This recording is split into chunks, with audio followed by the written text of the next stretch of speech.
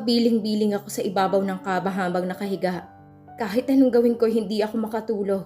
Gustong-gusto ko na makabalik muli sa Maynila para maumpisahan ko na ang aking paghihigante. Kaninang madaling araw ay nakabalik ako rito mula sa Maynila. Bumalik ako para hindi maisip ni Ninong na ako ang pumasok sa loob ng bahay niya. Sigurado naman kasi na matutuklasan niyang pinasok ang library niya. Lalo pat may mahalagang bagay itong nawala. Ang blue book na kinuha ko bago ako umalis sa bahay niya.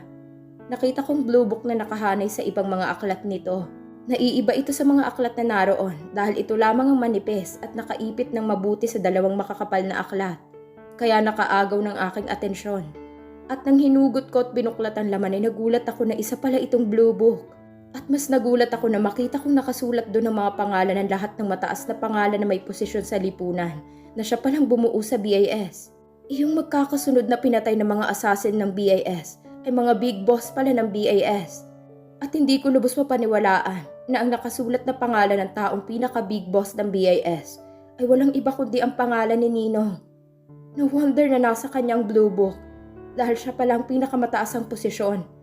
Lahat din ng mga naging target ko ay kasama sa mga listahan ng mga big boss. Nagsinungaling sa akin si Ninong. Nagsinabi niya na makakausap ko ang pinaka-big boss kapag nakapag-assassinate na ako ng 10 katao. Dahil siya naman pala ang pinaka-big boss ng BIS. Ibig sabihin ay walang balak siya na sabihin sa akin ng totoo. Pinaikot lamang niya ako sa kanyang mga palad. Ginamit niya ako para mawala sa landas niya ang mga taong kapalit yata niya o hindi kasundo sa BIS. Ito siguro ang dahilan kung bakit pina-assassinate niya sa akin ang mga taong yon. At dahil kilala lamang ako ng mga big boss sa pangalang Silent Assassin at hindi sa mukha, kaya madali ko silang napatay. Ginawa akong mamamatay tao ni Ninong para sa pansarili nitong kapakanan. Hayop siya. Napakawalang iya niya. Naudlot ang aking pag-iisip nang biglang may kumatok sa pintuan.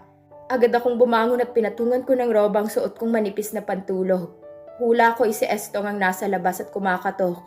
Siguradong nandito siya para i-check kung nasa loob ba ako o wala pa. Anong kailangan mo? Seryoso ang mukha na tanong ko kay Estong na siya ngang kumakatok sa labas ng pintuan. Dinalhan lang kita ng hapunan, Ma'am Shiba. Hindi ka kasi lumabas ngayong maghapon. Nauutal na paliwanag niya sa akin. Halatadong kinakabahan nito habang kausap ako. Salamat na lang, pero ibalik mo na lamang yung pagkain mo, Estong. Mahirap na at baka may lason pa yan. Prangkang sagot ko sa kanya. Pagkatapos ay walang sabi-sabi na isinarado kong pintuan. Bumalik ako sa kwarto ngunit hindi na ako nahiga sa halip ay iniligpit ko ang mga gamit ko at ipinasok sa maleta. Bukas ng umaga ay babalik na ako ng Maynila para simulan ang aking paghihigante. Dapat na ako mag-ingat kay Ninong magmula ngayon. Alam ko na nagdududa sa akin si Ninong kaya niya pinakatok si Estong sa tinutuluyan kong rest house para masiguro na narito ako sa loob. Ibig sabihin ay alam na nito ang nangyari sa loob ng bahay nito. Welcome back, Shiba. Natutuwa ako na nakabalik ka na. Masayang bati sa akin ni Ninong nang puntahan ko siya sa opisina niya. Hindi pwede na hindi ako mag-report agad pagkarating ko dahil mas lalong paghihinalaan niyang ako ang pumasok sa loob ng bahay niya. Kaya kahit na gustong-gusto ko na siyang tanungin ng diretsyo at patayin, ay kailangang kontrolin ko ang aking damdamin. Kailangang walang mabago ang pakikitungo ko sa kanya kung gusto ko siyang maniwala na wala akong alam sa nangyaring pagkawala ng blue book sa bahay nito. Yes, I'm back, Ninong. Maganda ang lugar na pinagbakasyonan mo sa akin. Mabilis kong sagot. Kung ano ang ekspresyon ko kapag kinakausap niya ako dati, ganoon pa rin ang ipinapakita ko sa kanya ngayon. Mukhang nahiyang ka sa beach. Mamula-mula ang balat mo. Beautiful. Puri niya sa akin. Hindi ko sinagot ang papuri niya. Sa halip ay nagkibit lamang ako ng balikat. Siya nga pala, Shiba. Ang sabi sa akin ni Estong ay may nagtangkang pumatay sa'yo sa loob ng rest house. Totoo ba yon? Kunwari ay kumunot ang aking noo sa kanyang sinabi. Paano nalaman ni Estong na may nagtangkang pumatay sa akin, Ninong? Hindi naman niya nakita ang nangyari. At hindi ko rin siya pinagsabihan. Kitang-kita ko kung paano napalunok ng laway si Ninong pagkatapos ay umilap ang mga mata na tila pa naghahanap ng maaaring maisagot sa akin. Hindi ko alam, basta yan ang sabi niya sa akin. Palusot nito, sabay iwas ng paningin sa akin. Hindi kaya kasamahan ni Estong ang nais pumatay sa akin? Baka nag-traitor siya sa BIS. Sabi ko pagkatapos ay pinadilim ko ang aking anyo. Huwag kang mag-alala at papaimbestigahan ko ang pangyayaring ito. Ani Ninong.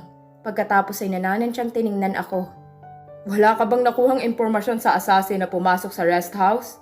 Pumiling ako. Wala, Ninong. Mabilis kasi siyang tumakas sa sobrang takot niya na mapatay ko siya. Wala tuloy akong impormasyon na nakuha mula sa kanya. Pero napakabobo naman ng taong nagpadala sa kanya para patayin ako. Dahil isang duwag ang ipinadala niya. At kung sino man ang nasa likuran ng tangkang pagpatay sa akin, ay natitiyak kong nanginginig na ngayon sa takot ang kanyang mga tuhod. Dahil hindi ako titigil hanggat hindi ko nalalaman kung sino siya. At tumanda siya sa akin pag nalaman ko kung sino siya. Dahil tinitiyak ko sa'yo, Ninong. Isa sa amin ang mabubura dito sa mundo. Biglang dumilim ang anyo ni Ninong at lumarawan sa mukha ang galit. Nang marinig ang aking sinabi, ngunit saglit lamang dahil agad din iyong nawala. Lihim akong napangiti. Alam ko na nagngingit-ngit na ang kalooban niya sa akin dahil sa tinawag ko sa kanya. Hindi maglalaon ay lalabas din ang tunay niyang sungay. At akong babali ng kanyang sungay.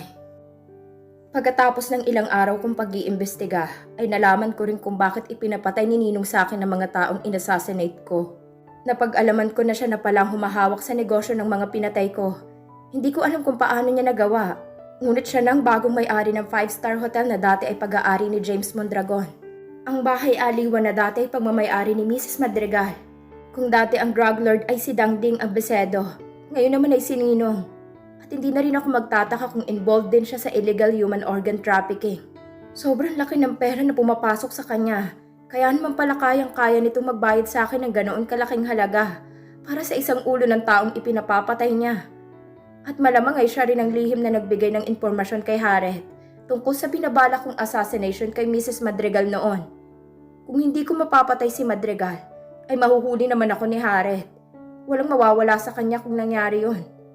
Nahuhulaan ko rin na siyang nag-utos sa taong pumasok sa bahay ko noon at tinangka akong patayin at ang riders na nagpaulan ng bala habang kasama ko si Jared. At hindi ko pala maaaring kalimutan ang sadyang pagsira sa wire ng brake ng aking kotse para maaksidente ako. Gusto niya akong mawala sa mundo para hindi na ako makapag-imbestiga at makapaghiganti sa mga taong pumatay sa aking pamilya. Dahil siya ang utak ng lahat. Napakasama niya. Mas maitim pa pala ang budhi niya kaysa sa mga taong pinatay ko. Ilang linggo rin akong nangalap ng ebidensya laban kay Nino. Palihim ko rin siyang kinuhanan ng video at mga litrato habang nakikipag-deal sa isang drug lord na foreigner. Mabuti na lamang hindi pa niya ako binibigyan ng panibagong misyon dahil kailangan ko raw magpahinga ng ilang araw pa at mag-practice. Baka raw kasi humina na ang aking kakayahan dahil sa ilang linggo rin akong walang exercise. At hindi niya alam ay pabor sa akin ang ginawa niya dahil nagkaroon ako ng pagkakataon na maimbestigahan siya at maging malinaw sa akin ang lahat. Pagkatapos kong makalap ang lahat ng impormasyon na magpapabagsak hindi lamang kay Nino, kundi sa BIS mismo, ay dinala ko ang mga ebidensya at nagtungo sa bahay ni Jared. Ngunit ang blue book ay inilagay ko sa isang safety deposit box. Hindi ako pupunta sa bahay niya para makipag-ayos o makipagbalikan, kundi para makipag-cooperate. Alam ko na papayag siya dahil higit kanino man siyang mas nagnanais na mabuksa ang BIS organization. Hindi ko mapigilan ang kaba sa aking dibdib habang pinipindot ko ang doorbell ng bahay niya. Aminin ko man o hindi ay sobrang namimiss ko siya. Ngunit kailangan kong pigilan ang aking nararamdaman dahil walang magandang patutunguhan ito. Hindi na kami maaari. Shiva! Gulat na bulalas ni Jared. Nang pagbukas nito ng gate ay mukha ko ang kanyang nabungaran. Actually, hindi lang naman siyang nagulat, kundi ako rin. Nagulat ako nang makita ko ang kanyang itsura. Gwapo pa rin ito ngunit halatadong bumagsak ang katawan nito. Maraming stubbles na ito sa mukha na tila tinamad ng mag-ahit. Medyo nanlalalim ang mga mata nito at medyo rin naging humpak ang mga pisngi. Ngunit kahit ibang-ibang itsura nito ngayon, sa malinis na itsura ng lalaking minahal ko, ay hindi pa rin maikakailang malakas pa rin ang karisma nito. Pwede ba tayong mag-usap? Seryoso ang mukha na tanong ko sa kanya. Kung hindi siya papayag ay ang pinsan nitong senador ang lalapitan ko.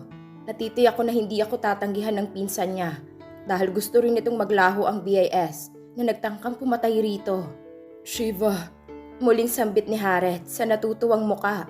Bigla niya akong niyakap ng mahigpit na para bang mawawala ako sa harapan niya kapag binitiwan niya ako. I miss you so much, Shiva. Miss na miss ko rin siya at gusto ko nang bumigay. Ngunit pinakatatagan ko ang aking sarili at itinulak siya.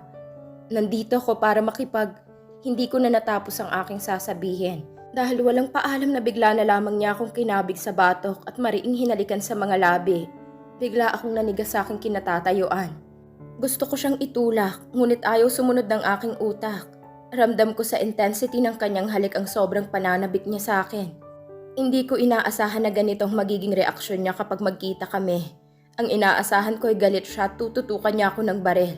Pagkatapos ay kakalad ka rin papuntang presinto. Kung katulad ng iniisip kong eksena ang nangyari, ay alam ko pa ang aking gagawin. Sa ganitong eksena ay tila ayaw gumana ng aking isip. Wala akong ibang maisip gawin kundi ang itulak siya palayo, ngunit ayaw namang makipag-cooperate ng aking mga kamay. Tila walang lakas ang mga kamay ko na nasa tagiliran ko lamang. Nang maramdaman ni Harriet na hindi ako tumututol ay mas hinigpitan pa niya ang pagkakayakap sa akin. At mas pinalalim niya ang kanyang halik. Malaya niyang tinuklas ang bawat sulok ng aking bibig. Sa pagkakataong ito'y tuluyan ng bumigay ang aking damdamin. Tuluyan na akong ipinagkanulo ng aking nararamdaman para sa kanya. Ang aking mga kamay na nasa tagiliran ko lamang ay tila may sariling isip na umangat at yumakap sa batok ni Harriet. Ang mga labi ko naman na hindi gumagalaw ay nag-umpisa ng tumugon sa kanyang maalab na mga halik. Narinig kong mahinang ungol sa lalamunan ni Harriet nang maramdaman niya ang aking pagtugon. At nang binuhat niya at ipinasok sa loob ng bahay niya habang magkahugpong ang aming mga labi, ay walang pagtutol akong nakapa sa aking dibdib. Mahal ko si Harriet. At hindi ko alam kung may pagkakataon pa kaming malasap ang pag-ibig ng isa't isa pagkatapos ng mapanganib na misyon na aking gagawin. Kaya hahayaan ko ng aking sarili na magpatangay sa aking nadarama. Mabigo man ako at mamatay ay masayang alaala na kasama ang lalaking mahal ko ang aking babaunin hanggang hukay.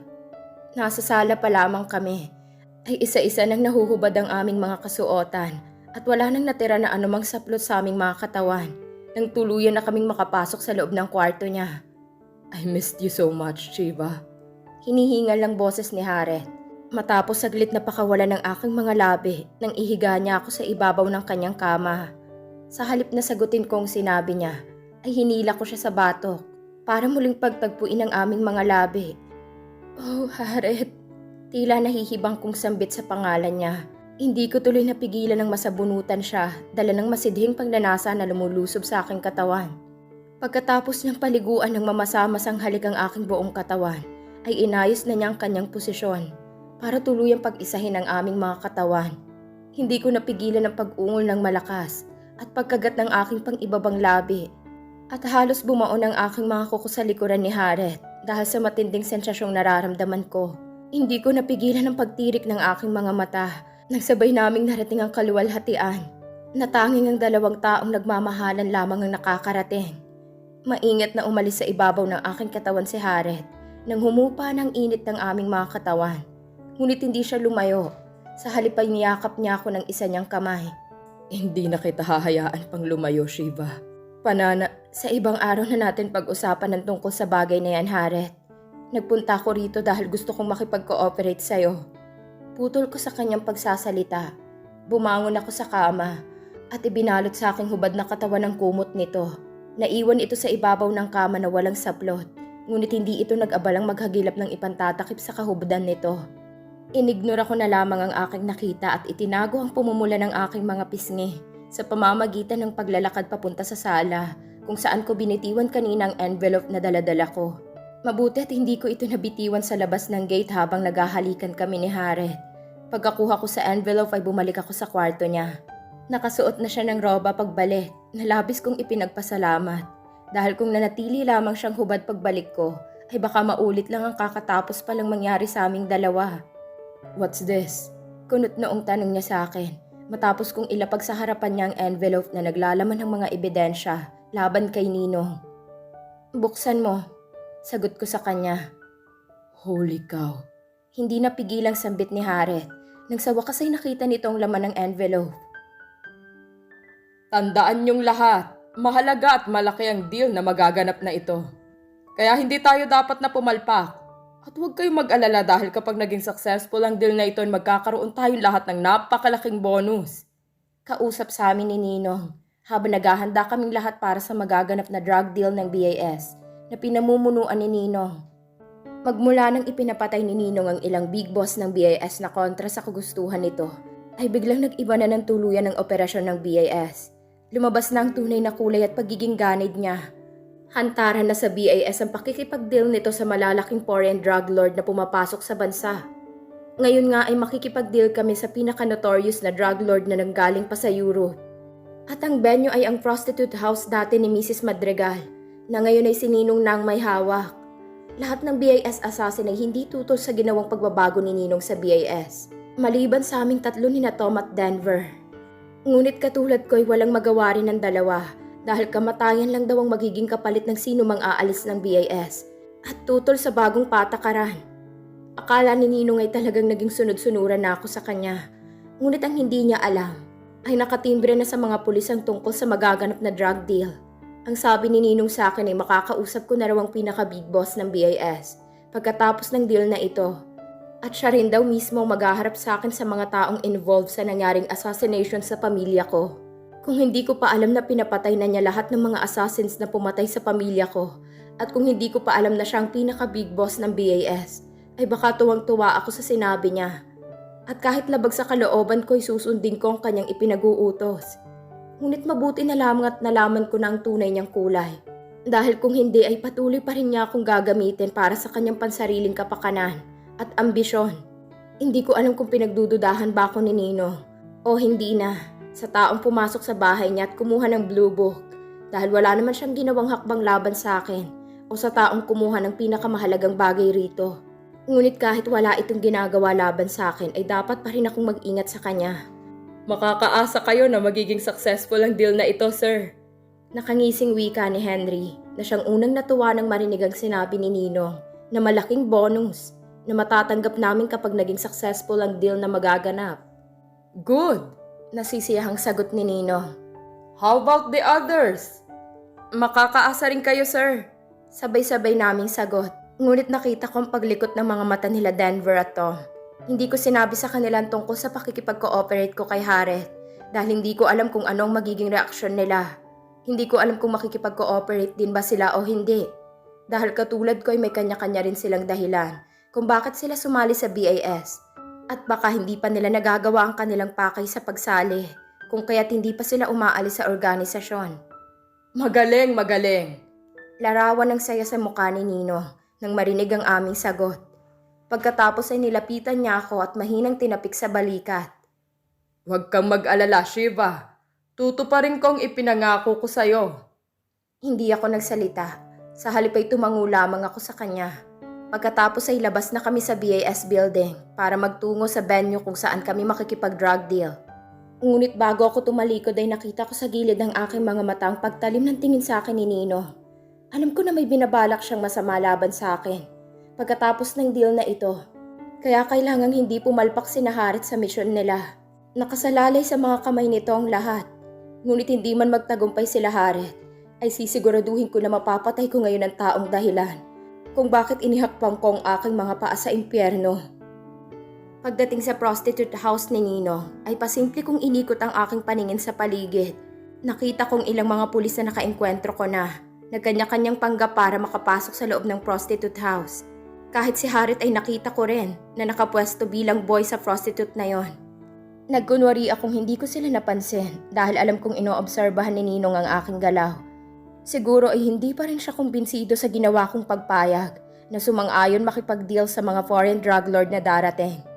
Lahat ng mga BIS assassin ay nakabantay kay Ninong na nag-iisang nakaupo sa sopa habang naghihintay sa buyer ng ipinagbabawal na gamot. Balita sa pagiging double-crosser ang foreigner na ito. Kaya naman kailangan ni Ninong ang tulong naming mga BIS assassin. Sir, parating na sila. Pag-i-inform ng kasamahan kong assassin na lumapit kay Nino. Stand by kayong lahat and be alert. Kill them kapag magtangka silang i-double cross tayo, understand? Pagbibigay niya ng instructions sa amin. Yes sir. Sabay-sabay naming sagot. Nakita kong nakatingin sa akin si Tom at tila may mensahe na nais iparating sa akin. Ngunit hindi ko na siya nagawang tanungin. Dahil pumasok na ang ka-drug deal ni Nino. Nakangiting nagbatian ang dalawa pagkatapos ay magkaharap na naupo sa dalawang sofa. Kargado ng matataas na kalibre ng baril ang mga kasamang tauhan ng foreigner. At maaaskad ang mga muka. Halatado na kaya nilang pumatay ng kahit na sinong tao. It's a pleasure to have a business deal with you, Rafi. Nakangiting sabi ng foreigner kay Ninong matapos nito makipagpalitan ng attache case. I will wait for our next meeting. Nakangiting sagot naman ni Ninong habang hinihimas ang attache case na naglalaman ng ilang milyong halaga ng pera. Tumango ang kausap nito at akmang tatalikod na nang biglang magsulputan ng mga pulis sa pangunguna ni Harriet.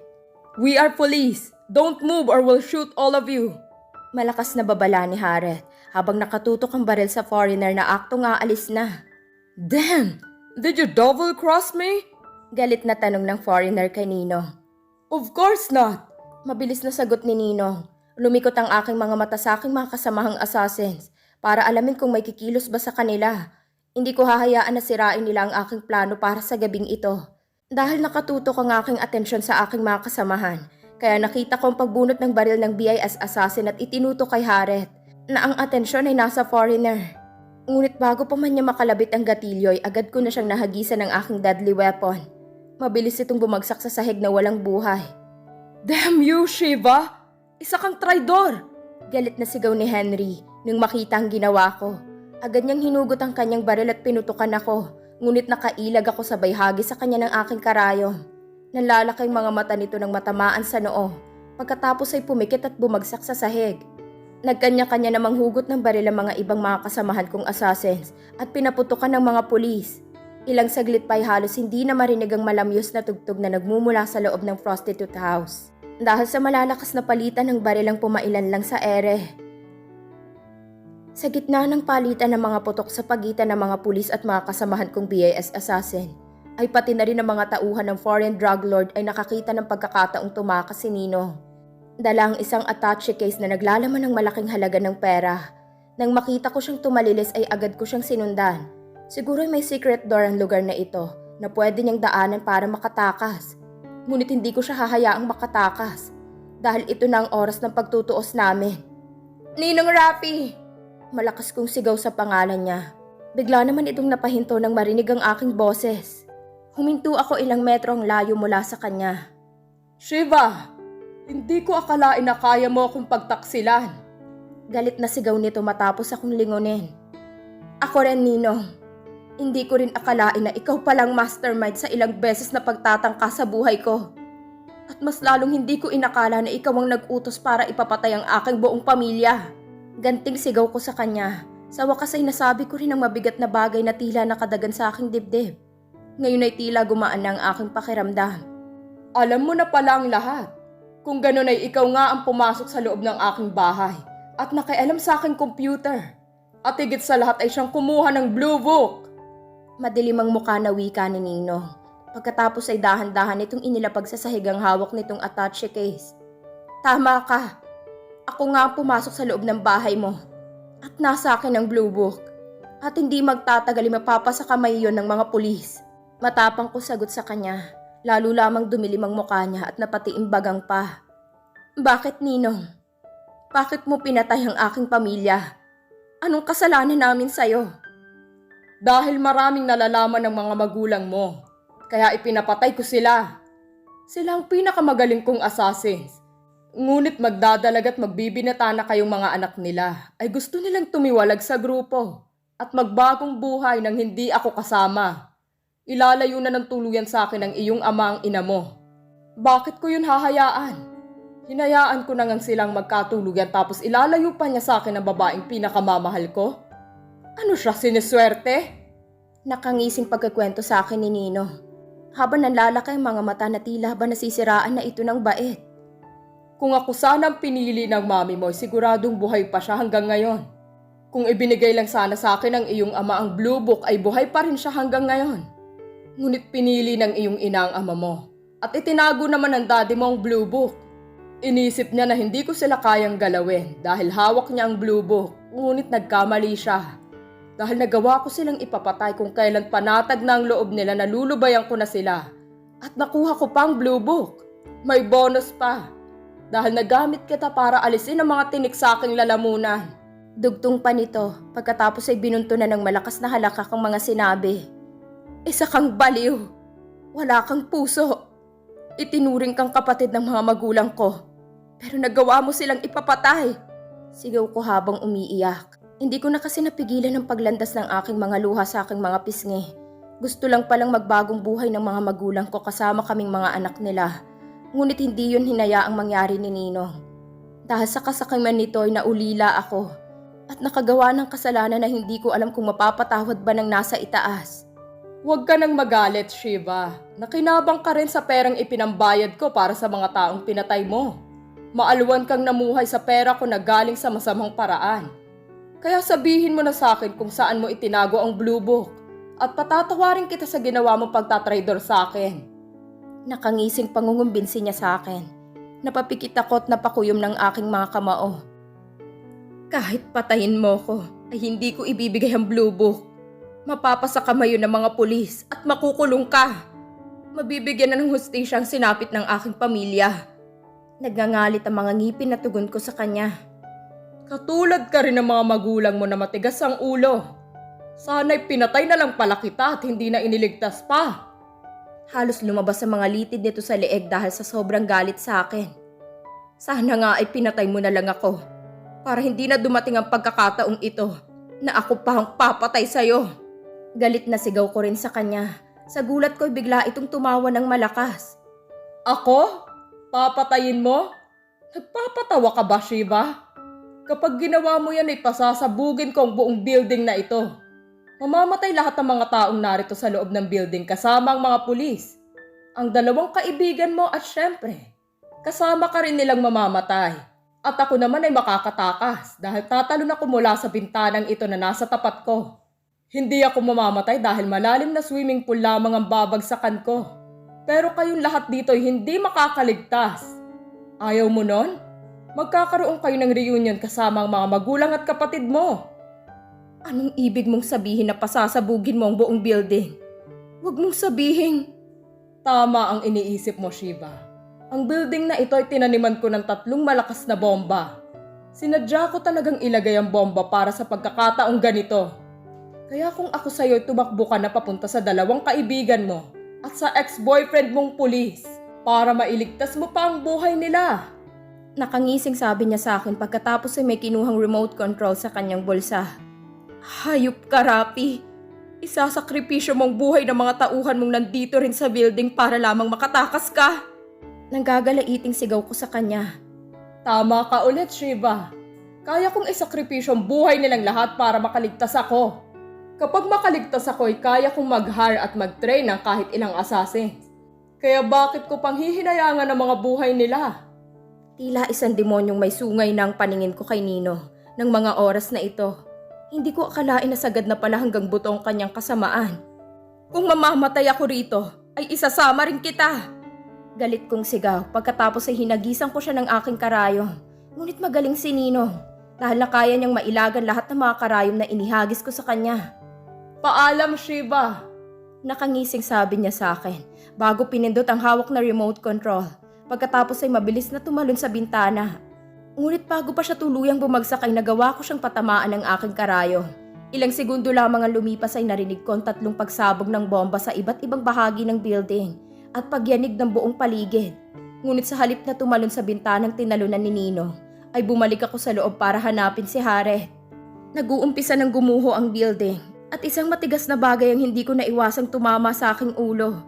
Natumba ko sa sahig habang dumudugo ang aking ulo na tinamaan ng kung ano na matigas na bagay. Unti-unting nagdilim ang aking paningin. May naririnig akong boses ng isang lalaki. Ngunit hindi ko mabusesan kung sinong may-ari dahil tila nabingin niya rin ako. Tuluyan nagdilim ang aking paligid at unti-unti kong ipinikit ang aking mga mata. Mukhang hanggang dito na lamang yata ang buhay ko. Harriet's POV. Mabigat ang aking pakiramdam na bumangon ako sa hospital bed na kinahihigaan ko. Natamaan kasi ako ng lumilipad na bahagi ng building. Kaya ako na ospital at may nakapalibot na benda sa itaas ng aking ulo. Nasa labas na kasi kami ng building at ipinasok sa loob ng police car ang mga sumukong tauhan ng foreign drug lord at ibang mga BAS assassin. Napatay kong foreign drug lord, kaya sumuko ang mga tauhan nito at pati na rin ang mga natitirang buhay ng mga BAS assassin. At pabalik na sana ako sa loob para hanapin si Shiva. Ngunit bigla namang sumabog ang building at tinamaan ako sa ulo ng lumilipad na bahagi ng building na nabaklas. Hinimatay ako at dito na sa loob ng ospital ako nagising. At si Shivang kaagad na unang pumasok sa aking isip nang pagbalikan ako ng aking malay. Sir, bakit bumangon kayo? Baka bumukang sugat mo sa ulo. Nag-aalalang wika ni Denver nang madatnan niya akong nakaupo na sa ibaba ng kama. Si Shiva, nasan siya? Agad kong tanong sa kanya at hindi pinansin ang kanyang mga sinabi. Si Denver ay isang deep penetration agent pala na ipinadala ng mismong presidente ng bansa para makakuha ng mga ebidensya laban sa BAS. Muntik ko na siyang mapatay noong nagkakabarilan sa loob ng building. Mabuti na lang at agad nitong ipinakita sa akin ang tsapa nito kaya hindi ko na ituloy ang pagbaril sa kanya. Sir Harret, wala na si Shiva. Hindi siya nakaligtas sa pagsabog at pagguho ng building. Malungkot na itsura ng pagbabalita sa akin ni Denver. Hindi totoo yan. Tila nang hina ang aking katawan nang marinig kong sinabi niya. Napahawak ako sa tapat ng aking dibdib dahil parang dinaklot ang aking puso sa masamang balita na aking natanggap. Natagpuan ang bangkay niya na sunog kaya hindi na makilala ang mukha niya. Ngunit ang tanging magpapatunay na siya yon ay ang mga karayom na nakita sa kanyang katawan noong inotopsy ang bangkay niya. Paliwanag ni Denver na lalong nagpabigat sa aking nararamdaman. Kasalanan ko to. Hindi ko siya nagawang protektahan. Sigaw ko habang umiiyak. Tumayo ako't walang habas na pinagsusuntok ko ang dingding. Kahit tumudugo na ang aking kanang kamao sa kakasuntok sa dingding ay hindi pa rin ito tumitigil. Sir, tama na yan. Awat sa akin ni Denver. Wala na tayong magagawa, patay na siya. Kahit ako'y nasasaktan sa pagkamatay niya dahil kaibigan ko siya. Pero kahit masakit ay kailangan nating tanggapin na wala na siya. Kahit paano'y nagawa niya mabigyan ng hustisya ang pagkamatay ng kanyang pamilya bago siya nawala sa mundo. Mabigat ang loob na sabi pa niya sa akin. Dahil sa matinding emosyon at biglang pagsakit ng aking ulo'y nagdilim ang aking paningin at walang malay na bumagsak ako sa sahig. Shiva's POV. Inililipad ng malakas na hangin ang aking mahabang buhok habang naglalakad ako sa tabing dagat ng walang sapin sa paa. Mag-iisang buwan na ako rito sa isla ng Samar at nagpapagaling. Pagkatapos kong makalabas ng ospital ay agad akong dumiretso rito para dito na tuluyang magpagaling. Nakaligtas ako dahil kay Tom. Boses pala niya ang aking narinig bago ako nawala ng malay. Nagawa akong mailabas ni Tom bago pa man tuluyang gumuho ang building.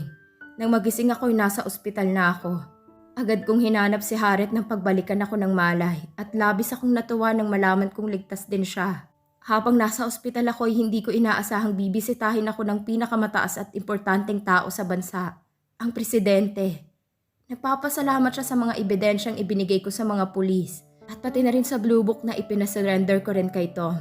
Dahil sa Blue Book ay naaresto ang lahat ng mga matataas na opisyales ng bansa at mga businessman na miyembro ng BAS organization. Sinira ng mga pulis ang BAS building. Wala na ang BAS. Nakakulong na rin ang mga BAS assassin. At pati na rin si Ninong. Nabuhay si Ninong at nahuli ng mga pulis dahil hindi deadly needle ang tumama sa katawan niya, kundi karayom ko na may pampatulog lamang. Hindi sinasadyang karayom na may pampatulog lamang ang naihagis ko sa kanya dahil gustong gusto ko siyang patayin. Ngunit kaloob na rin siguro ng Diyos na hindi ko siya mapatay at nang hindi na madagdagan pa ang mga kasalanan ko, kaya yun nangyari. Pagkatapos magpasalamat sa akin ng presidente ay sinabihan niya ako na magbagong buhay. Dahil bilang pasasalamat sa laki ng kontribusyong nagawa ko para mawasak ang BAS. At hindi lang yon, ay nahuli pa ang kilala at notorious na foreign drug lord kaya hindi ako ipinakulong ng presidente. Walang nakakakilala sa mukha ko bilang si Silent Assassin, kundi sina Tom, Denver at Harret lamang. Kaya ipinasya nitong maglabas ng statement na patay na si Silent Assassin. Namatay ito sa pagsabog ng building. Pagkalabas ko'y inihatid ako ni Tom sa lugar na ito. Ngunit hindi lang din siya nagtagal. Katulad ko'y magbabagong buhay na rin siya. At masaya ako para sa kanya. Malungkot na tinanaw ko ang malawak na karagatan. Kung nandito lang sana si Harret, ay magiging lubos ang aking kasiyahan. Ngunit ang pagkakaalam ni Harret ay patay na ako. Kaya malabong magpunta siya rito. Nakakalungkot lang dahil ang plano ko na magbagong buhay kasama siya ay hindi na matutupad.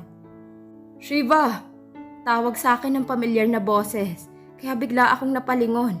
Nanigas ang aking katawan nang makita ko si Harret na nakatayo malapit sa likuran ko at may masayang ngiti sa kanyang mga labi. Harret! Halos hindi lumabas sa bibig ko na sambit ko sa pangalan niya. Hindi ako makapaniwala sa aking nakikita. Nananaginip ba ako? Shiva! Muling sambit ni Harriet. Pagkatapos ay mabilis siyang naglakad palapit sa akin at niyakap ako ng mahigpit. Alam mo ba na halos mamatay ako nang malaman ko na patay ka na? Pakiramdam ko'y gumuho ang aking mundo dahil sa balitang natanggap ko mula sa kaibigan mo si Denver na isa palang DFA. Ayoko sanang maniwala lalo pat hindi na makilala ang mukha ng bangkay na ipinakita nila sa akin. Ngunit dahil sa ginagamit mong karayom na nakita sa katawan ng bangkay, kaya naniwala akong ikaw yon. Pahayag ni Harriet habang yakap ako ng mahigpit. I'm sorry, Harriet. Yun lamang ang tanging paraan para tuluyang mabura sa isip ng mga tao si Silent Assassin. At ang ideyang yun ay mula sa presidente ng ating bansa. Kinausap niya kasi ako ng palihim dahil nagpasalamat siya sa kontribusyong nagawa ko. Pag-amin ko sa kanya, bigla siyang kumala sa pagkakayakap sa akin at may pagtatampo na tiningnan ako. Bakit hindi mo ipinaalam sa akin na buhay ka pa? Kung di pa ako kinausap ng kaibigan mong si Tom ay hindi ko malalaman na humihinga ka pa pala at nagtatago sa lugar na ito. Si Tom ang nagsabi sa'yo na buhay pa ako? Natutuwang tanong ko sa kanya na sinagot niya ng tango. Talagang tunay ko nga siyang kaibigan. Alam niya na tanging si Harriet lamang ang makapagpapaligaya sa akin, kaya niya ito ginawa. At nagulat man ako sa natuklasan ko na isa palang DPA si Denver, ay masaya pa rin ako na ligtas siya. Kaya hindi ko ipinaalam sa'yo na buhay pa ako, dahil natatakot ako na baka hindi mo na ako matanggap. Paliwanag ko sa kanya. Mahal kita, Shiva, at hindi magiging hadlang ang iyong nakaraan bilang silent assassin para hindi na kita mahalin.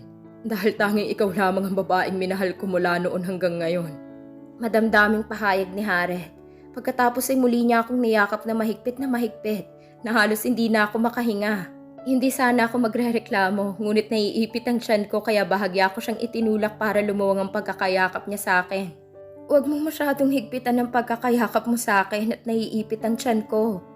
Matamis ang pagkakangiting sabi ko sa kanya. Agad akong pinakawalan ni Harriet nang marinig ang aking sinabi at nagtatanong ang mga matang nagsalita. Ano naman kung maipit ang... Biglang nanlaki sa katuwaan ng mga mata nito nang tila mahulaan ng matamis at kakaibang ngiti sa aking mga labi. Don't tell me you're pregnant. Sa halip na sumagot ay tumango lamang ako. Sa sobrang tuwa ni Harriet ay niyakap akong muli at pagkatapos ay inikot-ikot. Binuhat niya ako at inihiga sa buhanginan na hindi naaabot ng tubig. Anong gagawin mo? Tanong ko kahit pa nahuhulaan ko na kung ano ang kanyang binabalak gawin. Sisiguraduhin ko na mabubuo at hindi na aatras pang magiging baby natin. Pilyong sagot nito, pagkatapos ay mabilis na nitong inangkin ang aking mga labi. Sabik na sabik ako sa kanya, kaya hindi na ako nag-inerte pa. Wala namang makakakita sa ginagawa namin dahil private ang islang kinaroroonan namin na pag-aari nito. Ilang segundo lamang ay pareho na kaming walang saplot at dinadama ang katawan ng isa't isa. Nakikipagsabayan sa tunog ng alo ng aming mga ungol. Isang tila nakakahibang na ungol ang lumabas mula sa aking bibig habang nakahawak sa likuran ng ulo ni Harriet na nagmistulang sanggol na uhaw sa gatas ng ina. Hindi ako pumayag na siya lamang ang maglaro sa aking katawan. Bumalikwas ako para magkapalit kami ng posisyon. Kinaya kong mga ginawa niya sa akin. At tila musika sa aking pandinig ang malalakas na ungol ni Harriet. Anong gagawin mo? Hindi napigilang tanong niya sa akin nang paghiwalayin ko ang kanyang mga hita at pumosisyon sa gitna. Sa pagkakataong ito ay ako ang magpapaligaya sa iyo. Pilya ang pagkakangiting sabi ko sa kanya pagkatapos ay tuluyan ko ng pinag-isang aming mga katawan. Napapikit na lamang si Harriet at kinagat ang pang-ibabang labi habang mabagal akong umiindayog sa ibabaw niya. Ngunit tila hindi kontento si Harriet, kaya bigla itong bumulikwas at nagkapalit ulit kami ng posisyon. At mabuti na nga na siya ang gumagawa noon, dahil sa mas matinding kaligayahan ng aking nararamdaman. Ilang saglit pa'y sabay naming narating ang kaligayahang hindi pagsasawa ang abutin ng dalawang taong nagmamahalan. Nang humupa na ang init ng aming pagmamahal, ay walang saplot na tumayo si Harriet at pinuhat ako papasok sa cottage. At sa loob ng cottage ay muli naming nilasap ang masarap na pakiramdam na ewan kung bakit hindi nakakasawang gawin. Hindi ko na mabilang kung ilang beses niya akong inangkin. Ngunit walang reklamo na lumabas sa aking bibig kahit na masakit ang aking buong katawan. Masaya pa nga ang pakiramdam ko dahil sa wakas ay matutupad na ang aking pinapangarap na pagbabagong buhay na kasama si Harriet. At hindi lang pala si Harriet, kundi ang magiging anak namin na nasa sinapupunan ko. At ngayon nabigyan ko na ng hustisya ang pagkamatay ng aking mga magulang at mga kapatid. Ay oras na para bigyan ko ng kaligayahan ng aking sarili. At nasisiguro ko na magiging maligaya ako sa piling ng aking magiging anak at ng lalaking minahal ko noon at magpahanggang ngayon. Wala na si Silent Assassin. At ang katauhan na lamang na meron ako ngayon ay ang bilang si Shiva Lynch. Silent Assassin is now signing off.